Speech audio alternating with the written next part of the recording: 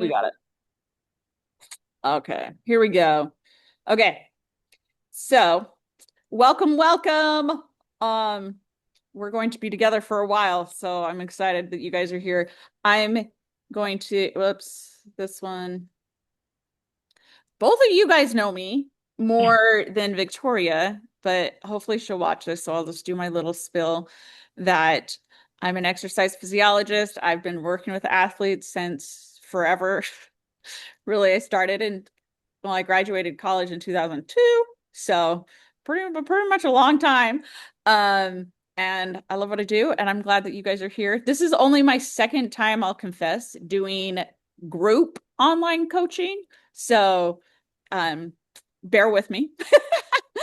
This isn't my first, so at least we got that much, but we'll see. But it's fun for me because you guys, like all of you guys are running a different race. So you'll all be at a little bit different point. So when we go over the stuff that we're going to go over for like that Zoom meet, like you'll all be at different points and have like different questions about it. So I think that it'll be awesome that way. Um, Anyways, introduce yourself because there's only three of you. So just give a little blurb about what race you're doing, how excited you are, whatever, where are you from, all that stuff. Go for it, Corey. All right. I'm in St. George, Utah, so I get to see Dana in person all the time. I am running the Snow Canyon Half Marathon in November, and I've ran it before, and I absolutely loved it. So hopefully I love it again. I'm nervous about my foot. As Dana knows, I have a ton of feet problems. I had surgery back in December for a plantar fasciotomy. Still having issues, but I am getting treatment. So fingers crossed that it stays good. And I'm just excited about getting back into running. I ran for about 2.5 years, completely fell in love with it until my foot decided to give me issues. So I'm excited just to get back to it. Yes, I'm excited for you to get back to it because it's so hard when you lose it for a little bit and you know how much it means to your life. Like it's hard starting over because I'm like, Oh well, yeah. like the first time I didn't know how much, time and effort it takes, but this time I now know, and so it makes it Yes. harder. So that makes it hard too. Yeah, that's true. Auburn, can you talk? Yes, I'll go really quick. Okay, cool. So I grew up in Canada, but I live in St. George now, and I'm running the St. George half. I'm really excited. I trained for the Snow Canyon half last year, but I got injured. But since I've worked with Dana and she's helped me a lot, so I'm hoping that this program will be great and I'll be able to run my first half marathon. Yay. Yes, it's gonna be awesome. And Victoria, do we call you Tori? Yeah, I go by Tori. Yep. Okay, cool. Could you give us a little introduction of you? Yeah, so this is my first half. I have never been a runner other than what I was required to run during my time in the military, which was only like a mile and a half. But during my time in the military, my foot fractured like a billion times, four specifically, four. So then it like discouraged me to ever really run outside of what I was required to. And then so I didn't run for multiple years, and then I did some 5Ks, but I'm a tortoise. So that was always discouraging because I'm not a fast runner, jogger, what have you. Yeah. But then I started going to Orange Theory 2 years ago and have just been chipping away and getting over the mental block of like I have to run a magical pace to consider myself a A runner runner. jogger. And so from there, I was also on a weight loss journey, and I've down over 50 pounds in the So good. past year, and really in the best shape of my life, even as a former athlete. I did volleyball and road crew, um, but in my teens and young 20s. So it's just been, and then I got the itch to run a 10K, and then I got the itch to run a 15K, and then once I ran the 15K, I was like, well, it's not that much further. Yeah. So, like, why not? Let's do it. Let's Yeah. get crazy. So, Yeah. So I'll be running the Columbus Nationwide Children's Half in Ohio in October. That's so cool. That is such a journey. And that's why I freaking love running with like yes, I work with runners, but the diversity of what that means is so fun for me. Because Yeah. yeah, from people who've lost a lot of weight with the help of running to those who have always been in shape and those that like are just trying to get a 5K, those doing like 100 milers. Like I don't know. That's what's cool about running. And you can call yourself a runner as long as you're putting shoes on and moving. Preferably running shoes, but whatever. Um, okay, today's meet is just to like make sure that you're set up before your start date. And I think for the most part, you guys are. So I'm just going to kind of buzz through this and then see if you missed any of the steps and then really just kind of troubleshoot any problems that you guys currently have.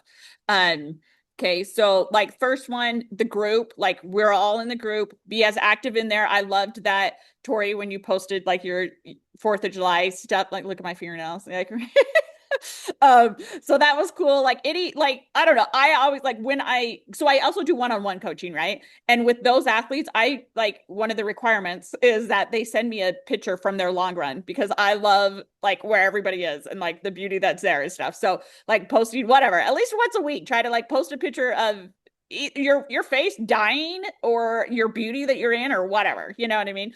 It'll just be more fun, especially when all of you guys are going to be at different spots, like Auburn starting next week. And then Tori, you start like 2 weeks. And then Corey, you still have like a while, August, yeah. you know? Yeah. But still be running before then. You're just going to be that much more advanced, right? So use the group as much as we want, right? The community behind it. And then, and we're all good with that, right? And everybody has their Training Peak app. So as far as like me giving you the program, that's happened. You logged in, got it for free, all that stuff. Correct? Yep. Okay. Yep. Good. And then this is when it gets more complicated, is making the Training Peaks app sync with your device at your watch, which tell me what who's running with what watch do you have? I have the Apple. Ooh, Apple. I've got an Apple Watch too. Are you all three on Apple? No, I have a Garmin. Okay, I was like, wow, that's weird. But it's fine. Okay. So all of those connect. Well, Apple and Garmin are going to connect differently. Apple's going to have way more steps than Garmin to make it connect. But have you went through the connecting your device and been able to figure that out? Yeah, I'm doing the little, like, just to make sure it worked, I did that little 2-week sample plan that it like gives as an option. Yeah. And it's worked. It's popped so far. up and it popped up and I ran like a sample run yesterday and it was talking to me about like, you're ahead of your pace, you're behind your pace, all of those things. Oh, that's cool. Yeah, that's awesome. Sweet. Good. And I do love that it has that you can experiment before your go time. But I guess this slide might have been before. Like I already said, and you guys did good, is making sure that you do it on the right date. That's when it gets really screwed up, is if you don't. And it is confusing because my training plan is like you guys are with me for 16 weeks, but that includes 4 weeks after your race. So that's why I'm like, make sure you count back from your race day. Like don't put your end date. That's the easiest way to do it, is put your end date on the race day. But when I'm coaching people, I've found that that's like coaching them to a race is easy, whatever you want to say. But then after the race is when people are like, oh, now what? So I try to incorporate that in this. So like after the race, I'm going to teach you how to like recover, but then like also get back into running. So that's kind of messes up with the date. But I mean, I think that everybody got the dates right. It looks like it, according to what I've seen. So good job. We're ahead of the game with that. And then I just kind of like giving you an overview. Like if you have it on your phone, you kind of understand, but I like showing this as the focus. So you have an idea of like where, like what our focus is on each one. So that like week 1, which like you guys are not going to be on the same weeks at the same time, but, this kind of like the goal, give you an idea. So that's why when I said when you guys first joined, I'm like, hey, try to get your miles up to like 10 miles a week before your first week, because our first week, our goal is in between 12 to 14, and we slowly build up, right? And then it has our focus and our tip of each week, which is awesome. So we have like the first 5 weeks, and just kind of like look at that if you have like big questions that we want to talk about today. But I like giving you a weekly focus to help like on different running tips, especially being relatively new runners. All of these have different components, but I don't want to like spit all of it out at the first time. And so instead, like this week, you're okay, nasal breathing. I'm going to practice. Like if you are in zone 2, you can usually run zone 2 with your mouth shut. That's how I say nasal breathing because that's what happens. And that's really hard for me. I am like a super talker, as you guys know. So shutting my mouth is hard. so that one, like, and just giving you a focus, but like, and having a week focus on it, and then like, oh yeah, it's freaking hot. Am I actually drinking enough? Like throughout the day, not just on your run, but then also how to, and we'll dive into like the nutrition of like how much you should be having hydration and fuel wise during the runs and stuff like that. And then you're going to focus on that. And then you're hopefully going to breathe in like, okay, I did my breathing. So this week I'm adding this, not like I only thought about it for a week kind of stuff is like my ideal situation. Right.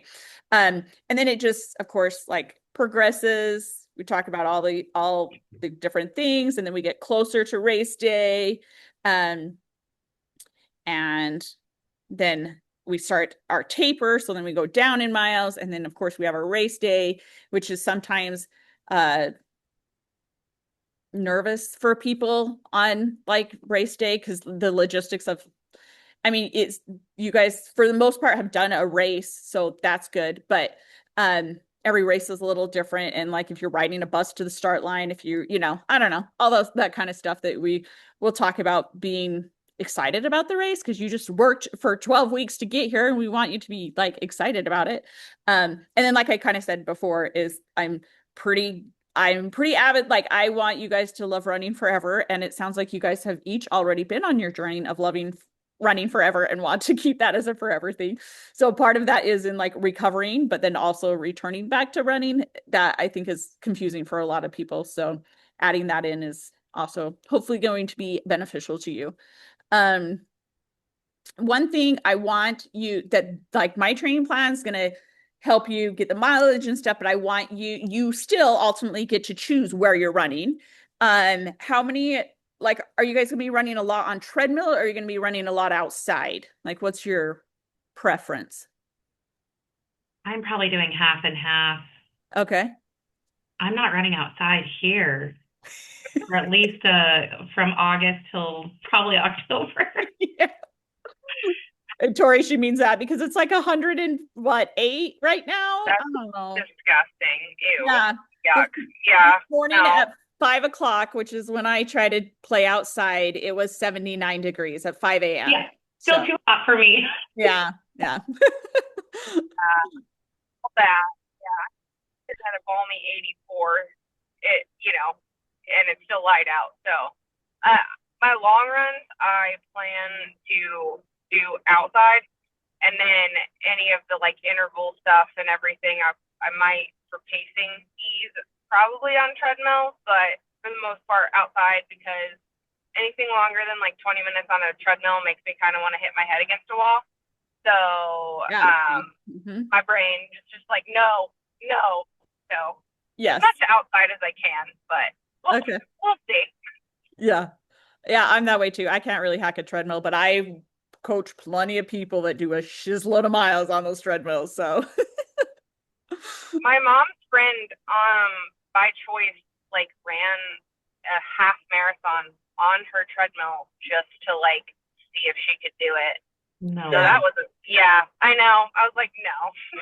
yeah, For you. there are a lot of benefits and stuff. Like even my ultra guy, one of the anyway, he just did 16 miles on his treadmill over the weekend because he could keep his fuel right by him and he can control the temperature. His race is hotter, so he wanted it even hotter.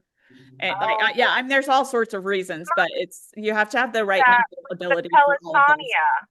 Yeah, my friend did that. She like locked herself in her exercise room, brought a heater in, and had her bike like hooked onto whatever the thing that lets you ride your real bike inside. Yeah.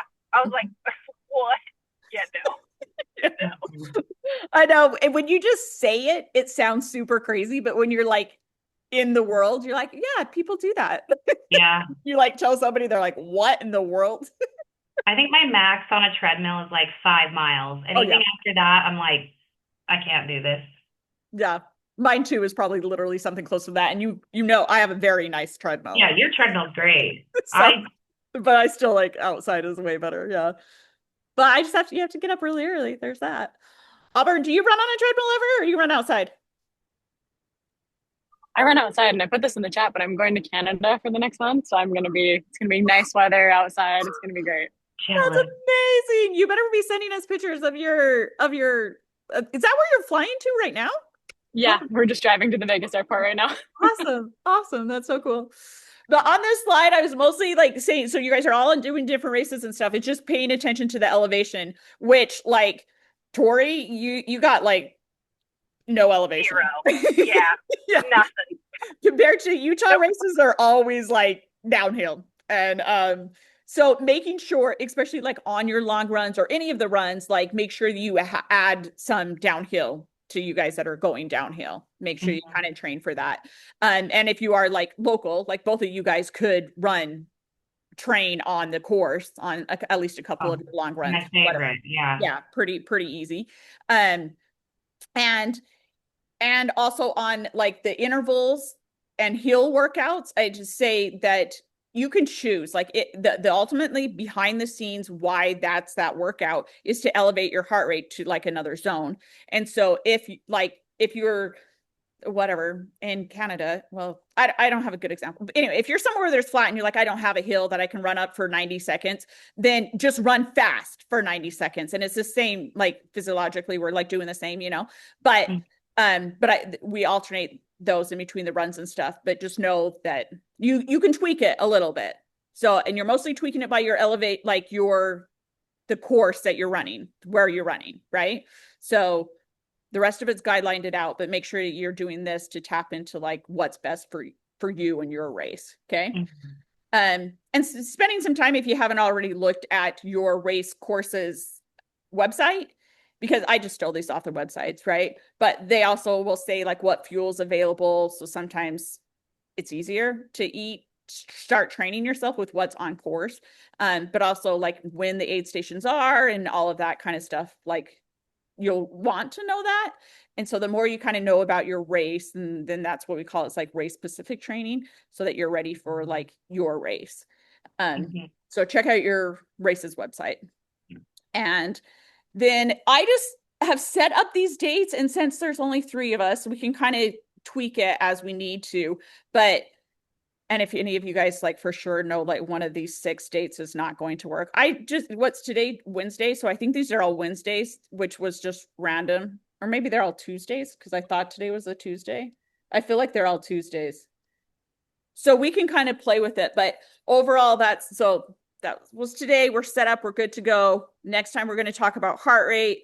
And then we're going to talk about running form. This one's going to be real important. You need a video of you running in slow motion from the side and from the back, like before we meet, because then I'm going to walk you through that as to how you're doing it. And so especially like Auburn and Corey, it'll be fun to see if you guys have ones that you've done in the past, see what has changed or not. And then we'll do fueling and then the taper and the race day. So I just like the biggest thing is I wanted the race day to be before Auburn's race. So this is like the week of her race. And then you guys, because I'm like recording them. So my thought is like be there live, like this is going to be the best. But then on your race day week, when you start tapering, when you want to go, then you can go back and watch it. but Auburn can't, you know, so that's why I kind of like wait until I see who signs up, what their race dates are, and then kind of like a planning to that, and then just space them out so you have some time to like work on them. And hopefully with each of them we'll have like a little bit of time to be like, hey, how's everybody's like heart rate going, you know? And like with this one I already gave you like setup, and so like I want him to be more like moving along, like more like questions rather than teaching you, because I kind of am going to teach you in the app, kind of give you stuff in the app, like do your homework before and then come to class ready to participate kind of stuff. Does that make sense? Yeah. Awesome.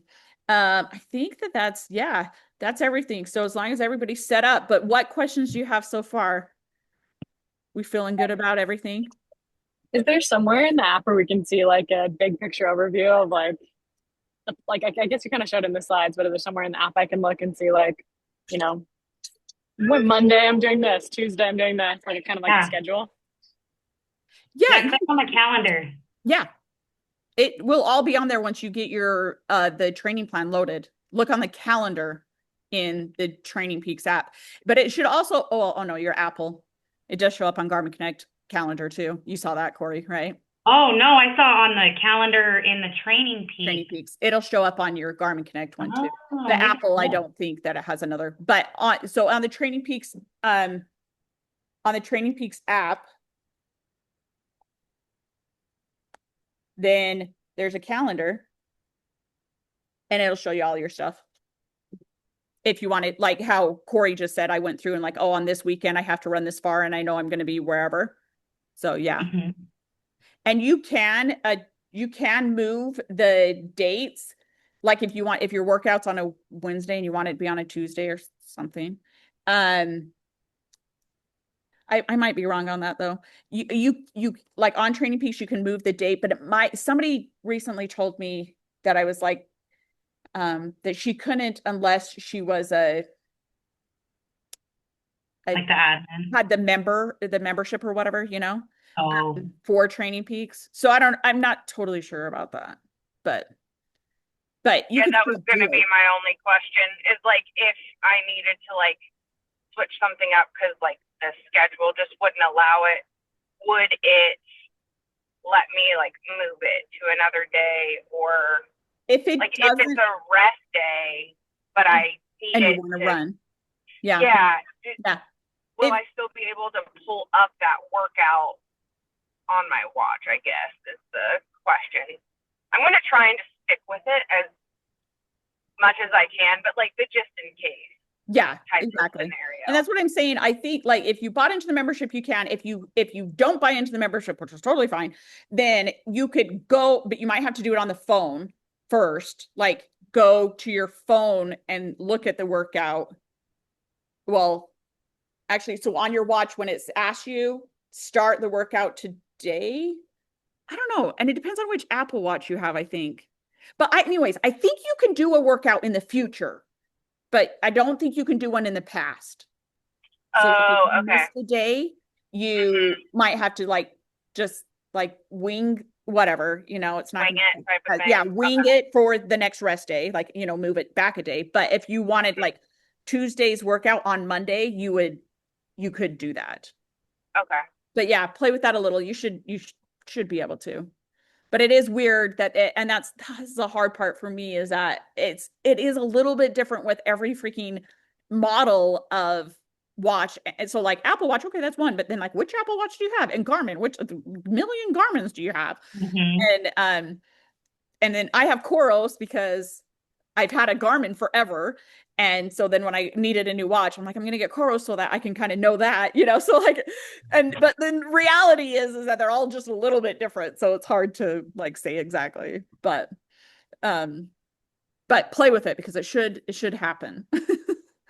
And it's good to know that that's an option. You don't have to like follow it by the book, you know, but also give yourself grace. If you straight up miss a run, you are going to be fine. Like, know that you are going to be fine. Don't think that you have to go back and do it. Like it's like you will still achieve your half marathon goal. Like that's a big thing that new people don't think about. I mean, I remember training for my first marathon. October 7th was the date. And I just like my whole world revolves around October 7th, blah, blah, blah. And it was just like such a big deal. And like, I just have to live until then, all of this stuff, blah, blah, blah. And then I can't tell you a single date of any of the other races I've ever done. But that, like, I will always remember that my first one was on October 7th because it mattered, blah, blah, blah. And then once you like live, you're like, okay, next one I can live or whatever. So give yourself grace. If you miss one, you're still going to be like just fine. Does anybody else have questions? No, just to say that you're right, because I'll never forget that my first half marathon, the furthest I had ever ran was 8 miles. And so I remember showing up like, I don't know if I'm going to be able to do this. And I Yeah, did it was fine. yeah, yeah, Don't suggest it, but it was okay. yeah. It's awesome.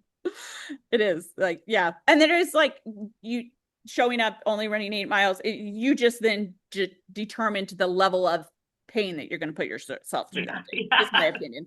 Like when I've done a half that I didn't train good enough for, I'm like, yeah, these last 3 miles freaking suck. And it's because I sucked at training. Here I am, blah, blah, blah. Like, Yeah. uh, anyways. Okay, you guys are awesome. Keep it going. Interact on the app and let's keep each other going. And Auburn, we're so friggin' send me pictures of Canada. Lucky. That's awesome. I will. Thanks. Yeah. All right. Good job, guys. We'll see ya. See you, everyone. Bye.